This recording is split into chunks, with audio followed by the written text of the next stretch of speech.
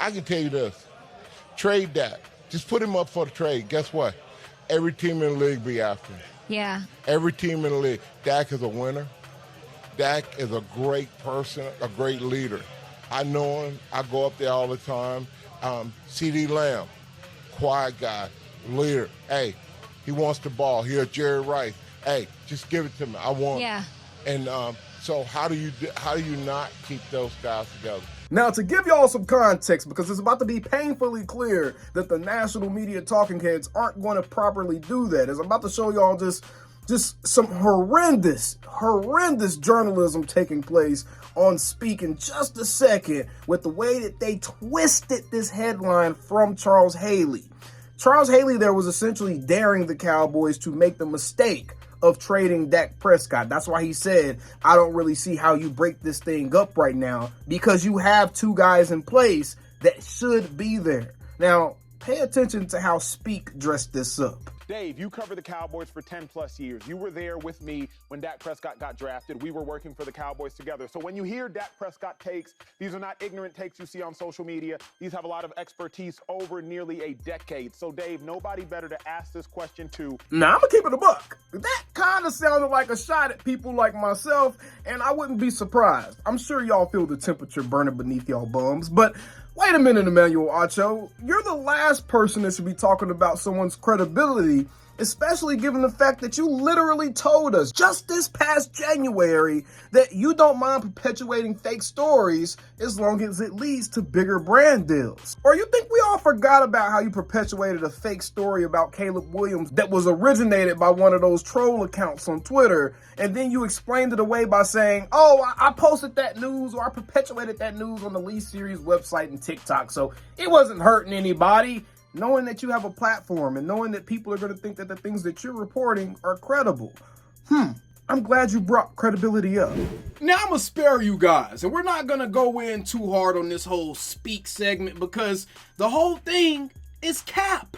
I actually showed you guys that Charles Haley clip preceding this video so you could see just how twisted the national media is. Now, between the four of you guys on that stage, I'm sure there was enough IQ points cumulatively for someone to have figured out that Charles Haley wasn't saying the Cowboys should trade Dak Prescott, as y'all so aptly put it in the headline for that segment. He was actually saying they have no reason to trade Dak Prescott, and he doesn't see how you break him and C.D. Lamb up, given what they are and the type of players that they are. But leave it to the good old national media and the Speak talking heads, including David Hellman, which I don't care what y'all say. David Hellman is becoming just as bad as the rest of them. And to be quite frank, what makes his word, what makes his takes, what makes his opinions any more valid than anyone else's that's talking on a platform? Only thing that separates David Hellman from the casual fan is the fact that he knows a couple more people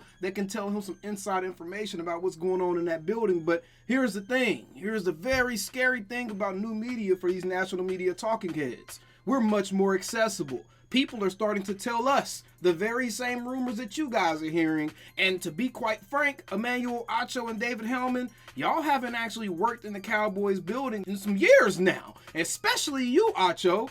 You don't know anything more about Dak Prescott than the casual NFL fan, so stop it. But nonetheless, I'm going to throw it to a group of people who do know a few things about Dak Prescott and the Dallas Cowboys with the Cowboys Crosstalk crew. As myself, Laws Nation, BLS Podcast, and Ray Ray's Podcast all got together to discuss the comments made by Charles Haley in a more genuine and authentic fashion. Be sure to check out all of our special guests today on their associated platforms. I'll have all the links in my description below.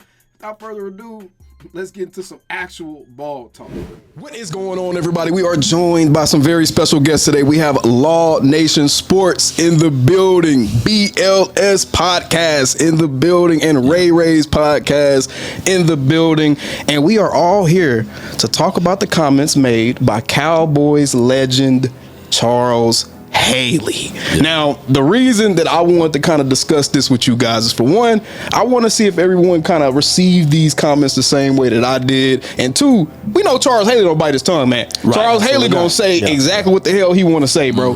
So it meant a lot coming from him to actually hear Charles Haley back Dak Prescott. And a lot of people took his comments and, like you said, they kind of hitched the wagon before the horse a little bit, and they heard the trade part of it, but they didn't hear the fact that he was like, trade him if you want to. Right. Essentially is what it was. Exactly. Correct. So I just wanted to hear from you guys as far as how did y'all take those comments, and do you agree with Charles Haley? And just how do you feel about the state of where the Cowboys are right now with these contract negotiations? Well, I'll say this though, Charles Haley was the deciding factor on how the Cowboys were able to win Super Bowls in the 90s. He was the person that brought light to the room, but also brought seriousness to the room. And he walked in with a mindset that, hey, I'm going to be the leader. I know how to identify the leader. Mm-hmm. So when you listen to that excerpt, he's talking about that Dak Prescott, trade him if you want to. But he said that he is a winner and he's a leader. And when he goes out there to the Star in Frisco, he is able to see those things. Mm-hmm. And one of the things that I think that a lot of people didn't really pick up was this right here, what he said ultimately. Don't break this apart, Don't break this up, basically, because he see Jerry Rice and CeeDee Lamb. Not saying the production level, right? But his temperament. Yeah, on how. And remember, Charles Haley played with Jerry Rice. Yeah. So that's come on. You can't possibly criticize Charles Haley. Right. A lot of y'all get upset when I brought up the stats about Dak compared to Patrick Mahomes over the last 50 games. Mm-hmm. Oh, well, Dak's not Pat. We know that. That's not the point. Right. We're talking about productivity and effectiveness in players. And Charles Haley, for him to say that, and we know that, man. If you look at any Charles Haley interview, you can tell this is the type of dude, he don't care whose feelings he's hurting. He's going to say whatever he thinks. And the fact that he was able to come out and essentially say, this is the type of team, and the way it's built, you run it back. You run it back until that window is closed. And I think Cowboys fans at some point have to get comfortable understanding that's where we are. Whether we lose at the end of the season or not, that's where we are. We are in a run it back phase. You add a couple of pieces, you tweak some things, but your window is open. You don't just blow it up when the window is wide open already. You don't need to make a hole in the wall. Yeah, exactly. Listening to his comments, I don't see how you can really take what he said any other way if you were actually listening. Right. Now, one thing that we know happens on Twitter is that a clip gets shared, and a lot of people will not even watch it. I'll give you a perfect example. When CeeDee Lamb showed up on Micah Parsons' podcast, there were clips that went out, and if you look at the retweet and the quote tweet and the comment numbers on those clips, and you compare it to what the actual views were on YouTube in terms of people who actually watched the full episode to get the context, you can see that a lot more people were talking about those clips than who were actually watching it and getting context. And I feel like that's what happened here in this situation, where there were a lot of people who saw that caption probably didn't even watch the whole clip. Right. I'll just say from my own video clips that I post, a lot of people don't even watch the full thing. Like, we can all look at our analytics. We've seen how many people drop off at 50%, at 25%. Right. So that's the thing that happens, and I think people just kind of took what they thought he was saying and ran with it. Right. But at the end of the day, the conclusion that he came to, where he said, trade Dak Prescott if you want to, I feel like that's something that a lot of fans of Dak Prescott have been saying this whole time. When people keep saying we should get rid of Dak, we should find somebody else. What are you going to do next? The people who are saying, who are we trading for? Who's going to replace him? That's essentially what we're saying. We're saying, all right, trade him if you want to and see what happens to this team. And so I feel like he was speaking for a large segment of Cowboys Nation whenever he said that, because so many of us have been trying to drive that point home. And he's saying the same things that I'm saying. Right. Like I've been saying the whole time, Cowboys fans, y'all have to at some point take your emotion. You cannot drive and lead with your emotions. Yes, correct. Be logical. You can't expect fans to be logical. But at some point you have to detach yourself from how you're feeling about the team and actually evaluate what reality is. Correct. Right. And a lot of people are feeling still kind of salty, still jilted. But at the end of the day, you can't sit here and say this team can upgrade itself by replacing the quarterback when all of your favorite players, whether it's your favorite quarterback or your favorite old time Cowboys, are telling you, no, this is the dude. There's other stuff going on that needs to be fixed, but this is the guy. I want to take y'all on a history lesson real quick. Okay. Go ahead, Professor Ray. And how history affected this team, okay? Let's go back to, was it 98, 97, somewhere around that. Michael Irvin gets hurt. Okay, that was a big detriment to this team, okay? Correct. A couple seasons later, you start having issues with Troy Aikman and concussions, all right? Normally, good teams are able to know, okay, we know our quarterback only has X amount of time left. Let's start building for the future. That was robbed away from this team. They didn't have the opportunity to do that. And let's be honest, last good 2 starting quarterbacks fell in our lap. Right. 100%. Dak and Tony Romo were not, they did not intentionally go out and get those dudes. Exactly. And so for you guys, I don't know if you're old enough to understand that we went through quarterback purgatory. Right. It was hell. We went through, let's see, we went through the fucking Quincy Carters. Come on with it. The Vinny Testabertis. Get it. The Drew Hensons. Yeah. The Chad Hutchinsons. Tony Banks. Tony Banks, okay? Okay. Drew Bledsoe. Come on with it. Okay? Then you found a Romo. You lucked up and found a Romo. Someone happened to have an eye like, I think this kid has something. Right. Bill Parcells was like, I think this guy's got something. Yeah. You lucked into that. It took him a few years. Yeah. You were able to nurture and groom that. Yeah. You got to have someone you able to groom to turn into something that has to have some type of talent. But we've got lucky. Right. We've got lucky. You guys don't understand. Even when Romo got hurt all those years, that's why we got Kyle Ortons. Yeah. Remember the Andy Daltons we tried to get. Stephen McGee. Remember Brandon Weeden. Kellen Moore. It's as simple as don't turn on the son for the sins of the father. Exactly. Right. Yeah. Dak, Tony, all them dudes are the sons. The players are the sons. Yeah. The Right. father is Jerry. Yeah. And Charles Haley, he addressed that. He said, bro, Jerry, they did these contracts the wrong way. It's as simple as that.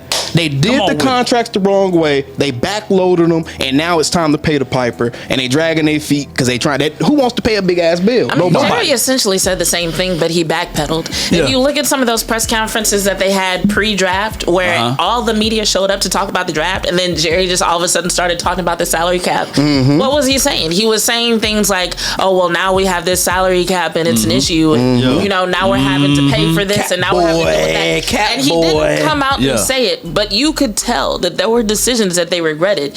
Like, unprompted, Jerry Jones was like, "Nobody knows more about the salary cap than us," which may be, you know, part of the reason why some of the things are being held up. Like, there are things happening with the NFL and their money that the antitrust lawsuit that they kind of like went to bed with. Now every team is forced to pay. What is forced to pay? Every team got to forced to pay $425. Yeah, it's a lot. $50 million. It's a lot, yes, bro. It's a lot. Maybe not for the Cowboys, but for some of these teams that are worth 25% of what the Cowboys are worth. Like the Bengals, your Browns, But anyway, getting back to the point, like, this isn't something that only Charles Haley said. Like, Jerry Jones has admitted it. Stephen Jones has said it out loud in various ways. You hear it echoed every now and then, and it just feels like nobody has come right out and said it until he said it. Right. You know, and so I feel like people are just like dealing with a little bit of shock from that and don't know how to process the information. And the craziest thing of it all, just to put an extra layer on this whole quarterback thing, should you pay? It's the same conversation with the coach. Think about this: the Shane Galeys, the Dave Campo. Oh, excuse me, we finally went and got a Bill Parcells, and then we went and kept Wade Phillips, and then for 13 years collectively, we had Jason Garrett. Come on, man. That's a Super Bowl ring within there. Yeah, come on, you man. Had prior Hold on, Law. Think about this. Yeah. During the conversations about whether or not Bill Belichick would come to the Cowboys, right? There's some people saying that he wouldn't be a good fit with Dak Prescott. But what were a lot of people questioning? Can he deal with Jerry Jones's ownership style? Yeah. That was a big question. So we're talking about not only in terms of contract management, not only in terms of salary cap management, not only in terms of roster management, but in essentially the culture of the entire organization might be jeopardizing the future that they could have with potentially excellent head coaches, quarterbacks, free agents, so on and so forth, right? So this is like a multi-layered issue whenever we really think about it. Well, I guess we'll find out next year about Bill Belichick, won't we?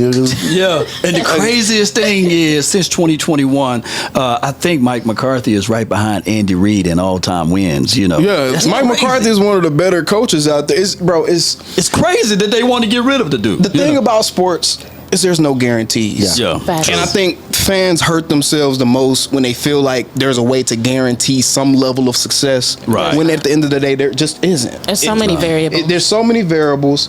And football specifically, out of all the sports, football specifically is one of the sports with the most moving parts, and you need the most things to work together at the right time and to be peaking at the right time to make something actually positive happen, bro. It's a complete team deal. It's a complete team deal. Yeah. So what Charles Haley was saying here, I completely agree agree with it. And the same time I've been preaching to y'all on the channel, bro. All summer it's been about trying to talk Cowboys fans off the ledge. Right. If your favorite quarterbacks, Aaron Rodgers and Patrick Mahomes and all these guys are talking about Dak is that dude. Your favorite players from a Tyreek Hill to any other active players telling you Dak is that dude. Your favorite all-time Cowboys, right? Charles Haley and all these dudes are telling you Dak is that dude. At some point, y'all gotta shut the hell up and let Dak be that dude. Come and on at the end of the day, we still them damn Cowboys. Yeah! Here we go. Calling me, texting me, paging me, asking me, am I still them boys? Y'all usually check on me. Listen. I'm still them boys. Hey! Woo! Oh, shut up, my boy. Hey! I'm still them boys.